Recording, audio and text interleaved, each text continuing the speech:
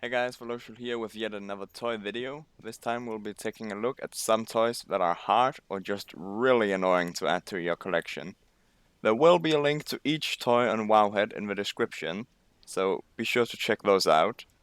And without further ado, let's begin. At number 5 we have the time-lost Figurine. This isn't really a hard toy to get as it's more annoying to farm.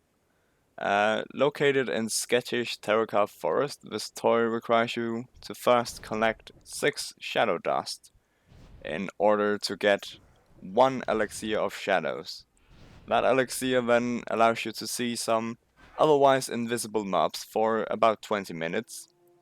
You then have to kill loads and loads of those mobs in order to get a total of 40 time-lost scrolls. And once you've gotten those scrolls, you can summon 4 bosses. And each of those bosses gives you one particular special item. Like it could be a claw or a beak or whatever. I'm not really sure what those items are called, but once you've collected those 4 items, you can then turn them in to receive a time lost offering. And that offering then allows you to summon the main boss here, Tarok. And Tarok has a 9.83% chance to drop the toy you're looking for. So, if you're like me, being super unfortunate, you will have to go through farming the offering once more. And I should let you know that you cannot always summon Tarek. He has like a very long respawn timer. At number 4 we have the various dices obtained as a rogue only by pickpocketing mobs around the map, basically. The first of the 3 is the Decahedral Dwarven dice, which can be farmed in Dragonblight Northrend. This has a 0.8% chance to drop, making it very annoying to farm. And with a change to Server Hub, this can be quite a frustrating toy to obtain.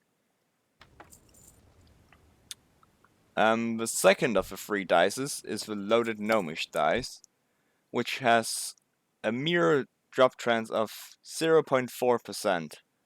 This dice can be farmed in Uldum and is easily done without Server Hub, as you can do 1 pack of mobs, then just continue all the way to the top, and once you've reached the top of that path, you can go down to where you began and they are pickpocketable again, if that's even a word.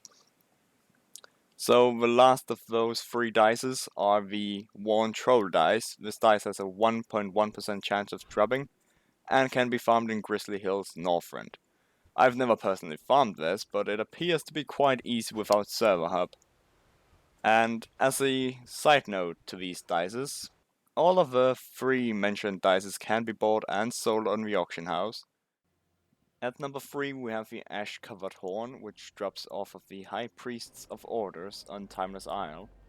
So this toy is a bit annoying, as if you did not collect any of the legendary cloaks during the Mist of Pandaria expansion, you're gonna have a slightly harder time farming this, as you are not allowed into the Sanctuary of Orders, where you are, if you have a cloak, able to kill 8 of the High Priest of Orders, which respawns every 5th minute or so.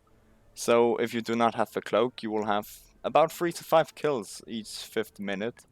And if you do have a cloak, you will have about 11 to 13 kills each 5th minute. Roughly math. There's also another great method of doing this. If you are at least, I think it's honored with Emperor Xiao Hao, you're able to buy the scroll from him that allows you to summon the Archerius of Flame. And summoning this rare also spawns 2 High Priest of Orders, which are obviously the ones you want to kill to get this toy. And I think I spent around 2 hours farming this, as it has a merely 1.3% drop chance. And as you can see, using the toy it just summons a fast little mount that carries you around. Well, that's it for the spot number 3. Moving on to spot number 2. At number 2 we have the Super Simian Sphere, which, as you can see on the screen right now, can be dropped by various mobs across Northrend. And according to Wowhead, the mob with the highest chance of dropping the toy is the Drakari Insider, I think that's how you pronounce it, which is the trolls found in the Northern dungeon Gundrak. They have a very astonishing drop rate of 0.07% chance of dropping this toy, and I really don't know what the best spot to farm this is. I would assume it would be Gundrak, but where I got my toy was from Icecrown Citadel, the last trash before Sindragosa. As you can see, there's a lot of Frostwing Whelps right there, and for some reason, whilst I was farming for Invincible, the toy dropped. I didn't even know it existed back then.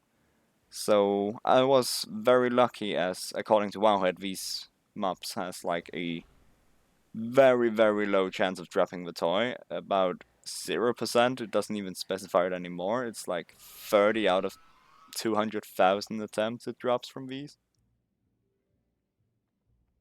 And at number 1 we have the Gastropod Shell from the Mist of Pandaria raid, Throne of Thunder. This toy only has a 0.5% drop chance, and there are only 5 snails throughout the entire raid that can drop this toy, making about 2.5% drop chance each run through the raid. Luckily, however, if you kill all the snails up until the boss Jikun, you can log out and within 10 to 20 minutes come back onto that character. And unfortunately, you will have to run the entire instance up until this point. There's no bosses because you've killed them. But the snails will reappear and you will have another 2.5% chance of getting this toy.